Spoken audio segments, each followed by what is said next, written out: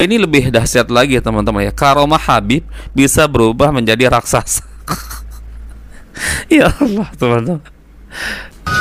Mana Habib Abdurrahman? Mana buku saya? Belaga nggak tuh? Maka Habib Abdurrahman saat itu saking marahnya beliau jadi raksasa. Ya. Besar sampai makan lampu apa? Masjid Al-Azhar. Masya Allah. Lampunya dimakanin. Kata Habib Abdurrahman, mau kalian balikan maka situ atau kalian aku makan seperti aku makan lampu ini. Langsung pada takut balik. Ternyata bukan sekedar alim, wali juga nih orang. Karomah seorang Habib bisa berubah menjadi raksasa. Kemudian dia makan lampu masjid katanya. Kenapa nggak sekalian kubah masjid aja dimakan ya? Tiang-tiang masjid ya. Makan sekalian salon masjid, makan sekalian mik masjid. Ya, kenapa cuma lampu? Kalau lampu kan nggak perlu nunggu punya karomah teman-teman. Itu limbat itu. Ya, bisa itu makan paku, makan beling, ya, apalagi hanya pecahan lampu neon teman-teman ya. Tanyok, unyil, gua kepret masuk kuburan lo. Assalamualaikum warahmatullahi wabarakatuh. Kalau membahas klan Ba'alawi teman-teman memang nggak akan ada habis-habisnya ya, terutama cerita-cerita khurafat mereka. Hari ini misalkan kita katakan cerita ini paling halu ya, ternyata besoknya muncul lagi yang lebih daripada itu teman-teman ya. Dan memang seperti itulah klan Ba'alawi ini teman-teman, cara mempromosikan dirinya atau junjungan-junjungan mereka teman-teman agar terlihat hebat ya, mendapat pujian sanjungan dari muhibbin terutama teman-teman ya. Bukannya disampaikan Al-Quran, sunnah teman-teman, ilmu agama untuk menarik minat, menarik perhatian dari para jamaah teman-teman, tapi justru mereka tuh yang menampilkan cerita-cerita seperti ini yang untuk menunjukkan seakan-akan mereka itu memang ya luar biasa hebat teman-teman ya. Taib.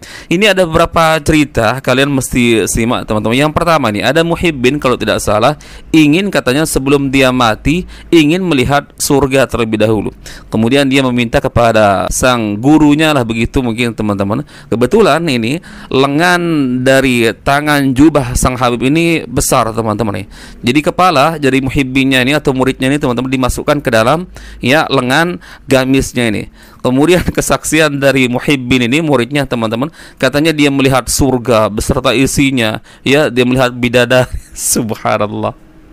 Ini mau bilang apa lagi teman-teman, kalau bukan ya pendusta kelas berat teman-teman ya. Memang yang saya perhatikan teman-teman, dari ustadz, kiai-kiai pribumi juga banyak yang halu, banyak yang khurafah teman-teman. Akan tetapi ya tidak seperti ini ya, selalu bermunculan yang baru-baru. Dan hampir boleh kita katakan teman-teman, keseluruhan dari Habib-Habib Ba'alawi ini sama-sama mengoleksi cerita-cerita khurafat yang luar biasa teman-teman. Coba kita simak ini video yang pertama teman-teman. Sekarang nanti mau minta apa? Saya minta tidak banyak duit. Saya minta masuk surga sebelum saya mati. Saya ingin melihat surga sebelum saya mati. Permintaannya dahsyat ya. Pengen masuk surga, kepingin melihat surga sebelum dia mati. Oke. Allah benar-benar terus mengambil jubahnya. Jubah itu kalau dia pakai itu kan, lambang hijau itu lambang buat kali terus, nggak boleh yang lain ya kan, pakai ya kan juga itu. Kemudian ini bomnya ini kan agak besar ya kan, sini ini kepalanya langsung diambil di sini, dimasukkan di dalam sininya beliau ini, sininya apa di lengan jubahnya Habib Abdullah Al Idrus. Ketika dimasukkan itu Syekh Bakar itu kan enakan melihat surga serta istri, bisa melihat bidadari yang cantik-cantik, melihat telaga-telaganya Allah Subhanahu wa Ta'ala yang terbuat dari buah, yang terbuat dari susu, terbuat dari air, terbuat dari madu, terbuat dari ini dan segala macam. Melihat keasikan sudah, katanya beberapa kali diambil kepala. Luar biasa teman-teman. Surga bisa dilihat melalui lengan baju atau ketiak lah mungkin bahasanya teman-teman, dari ketiak sang Habib. Ini sebenarnya orang-orang yang pantas dijuluki sebagai pemegang kunci surga teman-teman. Ya, orang-orang yang selama ini dituduh Wahabi, Salafi itu teman-teman, yang dituduh pemegang kunci surga, nggak pernah bercerita-cerita seperti ini teman-teman. Lah ini nyata teman-teman, nyata. Surga bisa dilihat melalui ketiak atau lengan gamis sang Habib. Kelihatan katanya bidadari beserta isinya, keindahan ya, bangunan-bangunan surga semuanya. Apa ini teman-teman Ya, bahkan pernah kita reaksi juga teman-teman, kalau nggak salah itu Habib Muhdor yang cerita ada wali bisa keluar masuk ke dalam surga, sampai katanya ketika dia keluar dari surga ada bekas di kakinya itu berwarna kuning, dan ternyata itu bekas pasir yang ada di surga. Ya Allah, ya Tuhanku teman-teman, ini akidah apa ini? Taib. Coba kita simak video yang kedua, ini lebih dahsyat lagi teman-teman ya. Karomah Habib bisa berubah menjadi raksasa. Ya Allah teman-teman. Marah Habib Abdurrahman, mana buku saya? Belaga nggak tuh? Maka Habib Abdurrahman saat itu saking marahnya beliau jadi raksasa. Besar sampai makan lampu apa Masjid Al Azhar. Masya Allah. Lampunya dimakanin. Kata Habib Abdurrahman, mau kalian balikan notes itu atau kalian aku makan seperti aku makan lampu ini? Langsung pada takut balik. Ternyata bukan sekedar alim, wali juga nih orang. Bisa jadi raksasa, dibalikin. Aneh, Habib Abdurrahman terpilih menjadi Imam Al-Azhar. Ini kisahnya terdengar kisah itu kepada gurunya Habib Abdullah bin Husain bin Tahir. Ini karomah apa lagi teman-teman ya? Karomah Habib ketika dia marah, bukunya dipinjam mungkin oleh temannya, teman-teman. Sini, kembalikan bukuku. Kalau kamu nggak kembalikan, tiba-tiba teman-teman dia marah dan semakin membesar, berubah jadi raksasa. Ya Allah. Dan itu dikatakan karomah teman-teman. Karomah seorang Habib bisa berubah menjadi raksasa. Kemudian dia makan lampu masjid katanya. Kenapa nggak sekalian kubah masjid aja dimakan ya? Tiang-tiang masjid ya. Makan sekalian salon masjid, makan sekalian mik masjid ya. Kenapa cuma lampu? Kalau lampu kan nggak perlu nunggu punya karomah teman-teman. Itu limbat itu. Ya, bisa itu makan paku, makan beling, ya, apalagi hanya pecahan lampu neon teman-teman ya. Ya Allah, ya Tuhanku. Ini karomah model apa teman-teman? Kok seperti itu menggambarkan suatu kemuliaan dari kalangan mereka teman-teman? Harus dengan menunjukkan karomah yang aneh-aneh, karomah yang luar biasa teman-teman. Yang ditunjukkan tuh ilmu ya. Karena apa? Para ulama berkata karomah yang terbesar ya bagi umat ini adalah istiqomah.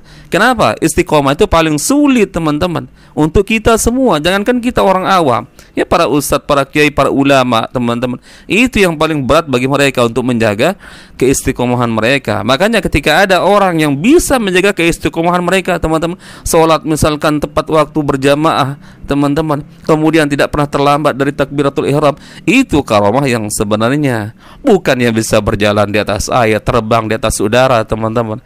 Kalau yang seperti itu ya nggak perlu nunggu karomah teman-teman. Jin, syaitan juga bisa terbang teman-teman. Manusia jadi-jadian juga bisa teman-teman. Apalagi di zaman sekarang ini banyak trik-trik teman-teman. Lah ini cerita karomah katanya Habibnya bisa berubah menjadi raksasa sampai makan lampu. Masa makan lampu itu merupakan karomah teman-teman? Itu limbat, pesulap merah, semuanya berani makan lampu teman-teman. Baik, coba kita simak ini video yang terakhir teman-teman. Ini lebih luar biasa, menyesatkan, luar biasa halunya teman-teman. Katanya ada dua Habib di zaman sekarang ini yang memegang dunia ini teman-teman. Salah satunya adalah Habib Umar Al-Hafiz, dan satu lagi Habib katanya di Madinah yang nggak pernah keluar-keluar sampai dengan hari ini. Cerita apa nih teman-teman? Dunia dipegang oleh Habib. Ini gimana maksudnya ini? Coba kita simak. Saya selalu kalau doa saya bawa Habib Jan, Habib Umar. Karena dua sosok manusia ini yang sekarang ini yang memegang dunia. Memegang dunia. Dua sosok ulama besar, Habib Zain bin Ibrahim bin Zamir, kemudian Habib Umar bin Muhammad bin Salim. Saya mendapatkan cerita ini dari satu orang aulia. Dia katakan dunia ini ya dipegang oleh dua orang ini. Yang satu di Madinah nggak mau keluar-keluar, yang satu berdakwah keluar. Bagi-bagi tugas. Subhanallah ya. Yang satu yuhibbul khumul. Ya, yang satu Syekh Abu Bakar bin Salim, ma'ruf. Semuanya orang agung, semua orang mulia. Saya afwan, walaupun saya murid Habib Zain, saya kalau berdoa saya bawa Habib Umar. Selalu saya gandengkan Habib Umar. Saya selalu berdoa, Allah mahfad Syekhana Al-Habib Zain Al-Habib Umar bin Muhammad bin Salim bin Habib. Allah mahfadhuma, Allahumma barik lahuma warda anhuma warfa' darajatahuma wa akrimahuma. Ya, wa nas'aluka min barakatihima. Terus begitu. Ini apa lagi teman-teman? Dua Habib pemegang dunia katanya. Ini sudah hampir setara dengan Nabi Muhammad, teman-teman. Kalau Rasulullah Nabi Muhammad SAW kan pernah menjadi khalifah, teman-teman. Iya, khalifah yang dimaksud khusus untuk Nabi Muhammad adalah pemimpin bagi seluruh sekalian alam ya. Bahkan bukan hanya termasuk manusia, tapi termasuk jin pula, teman-teman. Lah ini saingannya Rasulullah, teman-teman. Ya, ini pemegang dunia katanya, dua Habib. Habib Umar siapa tadi? Habib Umar Hafiz, mungkin maksudnya dengan Habib Zain. Yang satunya di Madinah nggak keluar-keluar. Ya Allah, ya Tuhanku, teman-teman ya.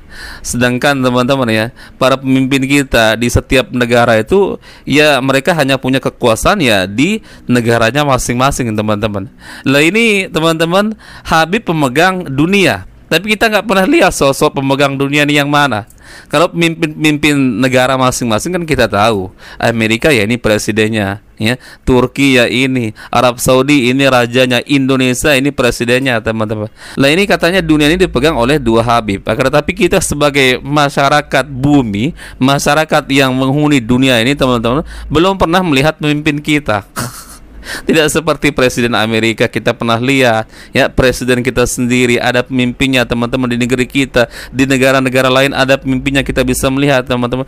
Nah ini katanya pemimpin dunia, pemimpin bumi, kok kita nggak pernah lihat yang mana orangnya. Kok pemimpin bumi justru berdiam diri, nggak keluar-keluar di Madinah katanya. Ya Allah, ya teman-teman. Ya, seperti inilah ciri-ciri para pendusta, teman-teman. Ketika mereka tidak mampu menunjukkan atau membuat orang menjadi tertarik melalui dakwah mereka dengan ilmu Al-Quran dan Sunnah, teman-teman, maka ya yang dia tonjolkan adalah cerita-cerita kedustaan, teman-teman. Dan korbannya pasti orang-orang awam, ya terutama para mukibin-mukibinnya. Kalau mukibin mungkin teman-teman dengar cerita-cerita seperti ini, Masya Allah, Masya Allah. Padahal kita justru tertawa, teman-teman. Ya, kok seperti ini kelas ya orang yang dikatakan sebagai Habib, dikatakan sebagai cucu Nabi, teman-teman. Ya, sekolah katanya bertahun-tahun di Yaman, di Hadramaut, pulang-pulang kok hanya justru mendakwahkan cerita-cerita seperti ini, teman. Mana ilmunya? Mana ilmunya, teman-teman ya? Baik, teman-teman, mungkin itu bisa kita share-share dari kebohongan, kedustaan dan kedunguan dari cerita-cerita klan Ba'alawi ini ya. Semoga ini menjadi pelajaran bagi kita, teman-teman, untuk semakin cerdas berpikir ya. Siapa yang layak untuk kita duduk di majelisnya, teman-teman, mengambil ilmu agama yang bersesuaian dengan Al-Quran dan Sunnah. Nah, kalau ini teman-teman cerita apa ini? Apa yang kalian bisa dapat dari duduk di majelis orang-orang seperti ini? Kecuali hanya menambah menjadi semakin dungu ya, semakin tidak waras, teman-teman. Jadi tukang hayal ujung-ujungnya ya. Baik, insyaallah kita bertemu lagi di video berikutnya. Assalamualaikum warahmatullahi wabarakatuh. Barakallahu fikum. Assalamualaikum warahmatullahi wabarakatuh.